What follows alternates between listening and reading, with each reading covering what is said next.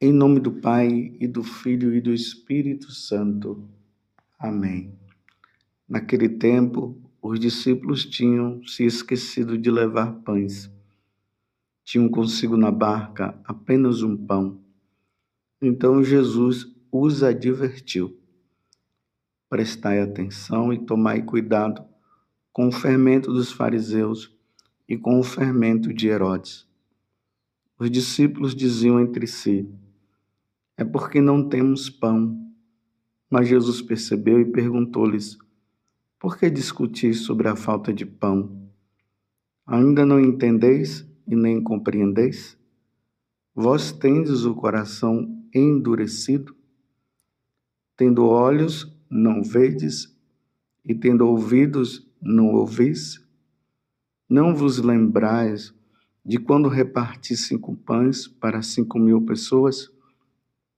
Quantos cestos vós recolhestes cheios de pedaços? Eles responderam: 12. Jesus perguntou: e quando reparti 7 pães com 4.000 pessoas, quantos cestos vós recolheis cheios de pedaços?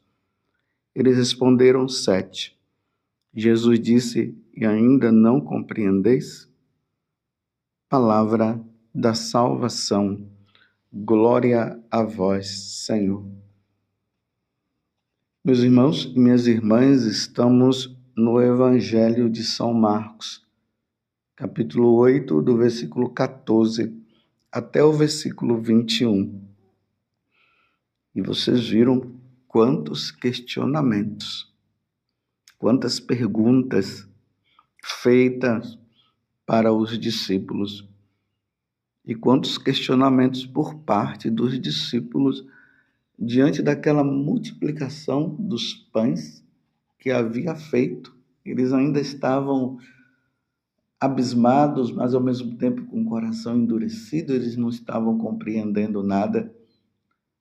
Mas Jesus faz uma advertência para eles.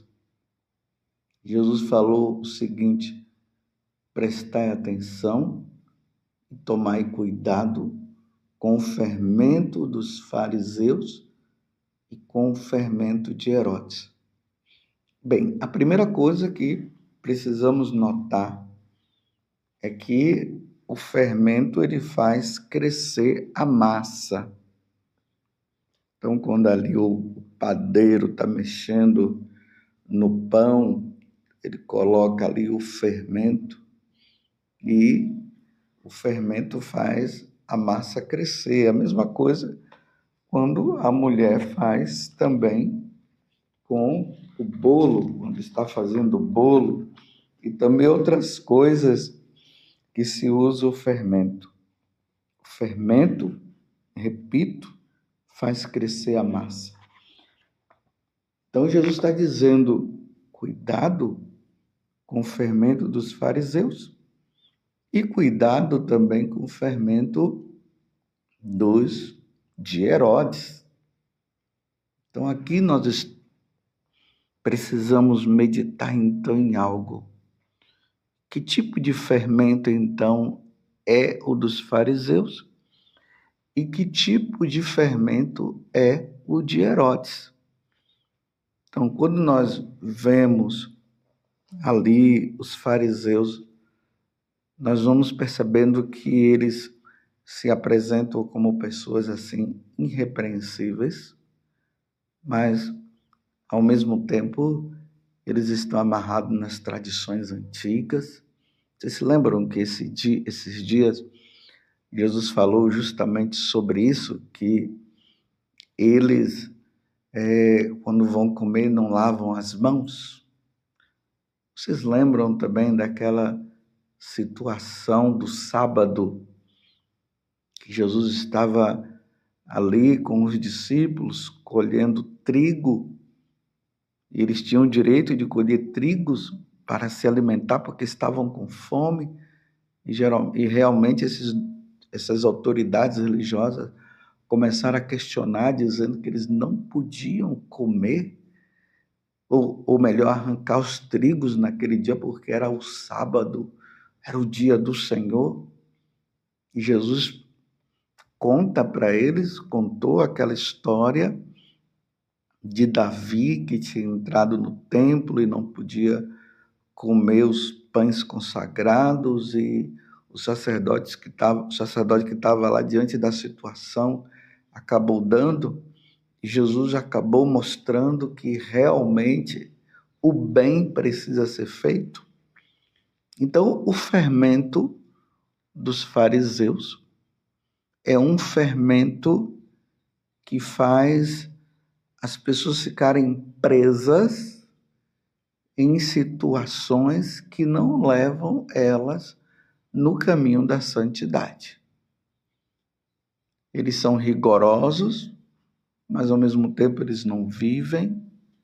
Jesus fala que eles vão nas casas das viúvas e com orações bonitas que eles fazem, depois eles acabam retirando o dinheiro delas. É esse tipo dos fariseus, presos na lei. Eles não vão para frente. Eles não conseguem perceber a questão da caridade que está acima de todas as coisas. Eles estão presos à letra. E Jesus está dizendo, cuidado. Nós precisamos ter esse cuidado, precisamos ser maleáveis e precisamos entender que precisamos sim praticar a lei, mas com caridade, com prudência, com amor. Mas e o fermento de Herodes? Quando nós olhamos para Herodes, nós vemos incrustado dentro dele o adultério. Você lembra que ele estava vivendo aquela situação do adultério com Herodíades? Aí entra também a questão do homicídio. Vocês lembram que ele matou João Batista? Ele era dissimulado.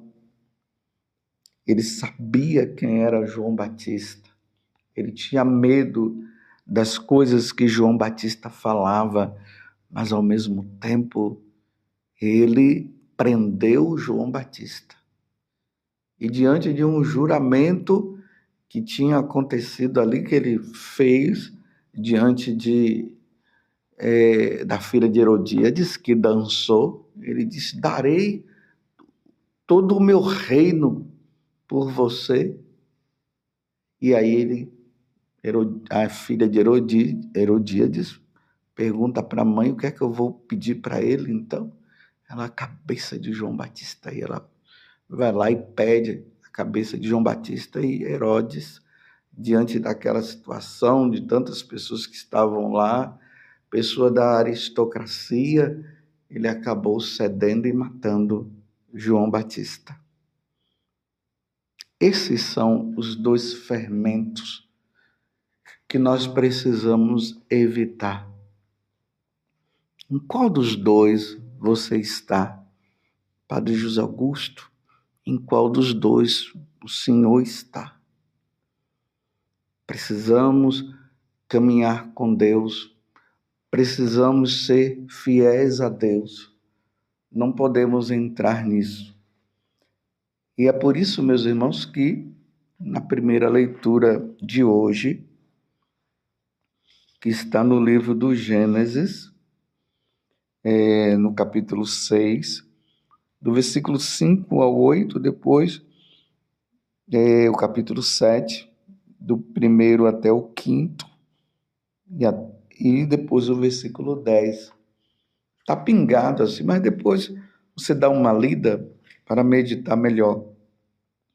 Quando nós voltamos lá no capítulo 1 do livro do Gênesis, lá mostra que Deus, quando ele criou todas as coisas, sempre terminou dizendo que Deus viu que isso era bom. E quando ele criou o ser humano, Adão e Eva, ali diz que Deus os abençoou. Deus viu diante da criação que tudo era bom. Mas o que foi que aconteceu depois? Deus, diante da questão do livre-arbítrio, ele tinha dito para o homem e também a mulher não comerem do fruto do conhecimento do bem e do mal. E o que foi que aconteceu? Eles comeram. E a partir de então, o mal entrou no mundo, a morte entrou no mundo. O homem que foi criado para ser feliz, o homem que foi criado para em tudo fazer a vontade de Deus, ele acabou entrando na desobediência. E aí no capítulo 4 nós vimos o quê? Caim matando Abel. Matou. E aí a desordem entrou no mundo por causa de quem? Por causa dos animais?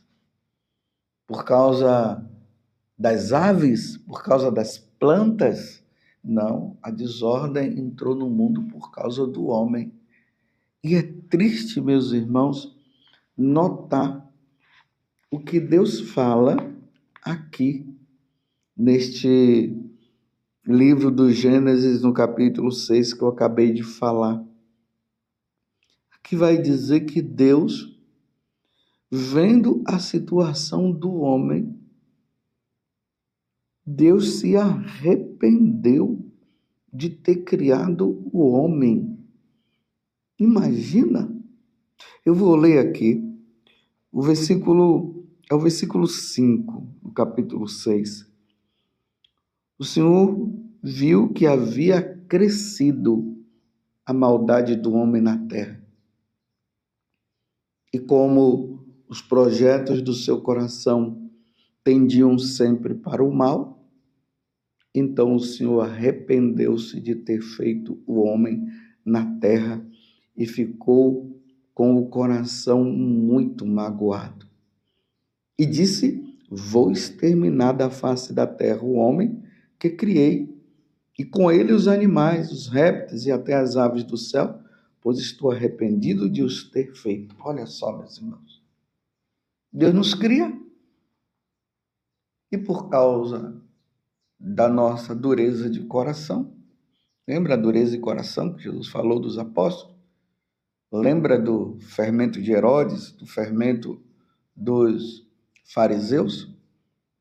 Deus se arrependeu. Deus se arrepende de ter criado o homem. Mas aqui vai dizer que ele encontrou em Noé um homem fiel. E Deus quis, a partir de Noé, recomeçar tudo. E aí nós vemos depois a questão do dilúvio, que nós veremos também durante esses dias. Noé foi, então, o homem que Deus encontrou alegria. E através de Noé, ele quis renovar o mundo. Saibam, meus irmãos, que Noé é uma prefiguração de Jesus Cristo. Através de Jesus, Deus recomeça tudo de novo. Jesus vem, derrama o seu sangue por nós, destrói o demônio, destrói a morte, nos dá vida em abundância, a vida eterna, destrói o pecado. E agora nós precisamos caminhar com Deus. Precisaremos ser fiéis a Deus, como Noé, como Jesus. Você está entendendo a graça de tudo isso? Vocês estão vendo como Deus, apesar de ter se arrependido de ter criado o homem, e ao mesmo tempo ele quis nos exterminar da face da terra. Ele resolve recomeçar, porque Deus nos quer junto com ele. Você é a decepção de Deus? Eu sou a decepção? Será que Deus se arrependeu de ter me criado? Será que Deus se arrependeu de ter criado você? Vamos pedir a Deus a graça de sermos a alegria de Deus. não a tristeza, mas a alegria. Que Nossa Senhora nos ajude neste caminho que nós fazemos, que diante de todas as nossas fraquezas, e que são muitas, nós possamos sim caminhar com Deus e ser fiel a Deus. Ó Virgem Santíssima, não permitais que eu viva e nem morra em pecado mortal. Em pecado mortal eu não hei de morrer, porque a Virgem Santíssima há de me valer. Valei-me, Virgem Santíssima. Louvado seja nosso Senhor Jesus Cristo, para sempre seja louvado, e a sua Mãe Maria Santíssima, e desça sobre você a bênção de Deus Todo-Poderoso, Pai, Filho e Espírito Santo. Amém.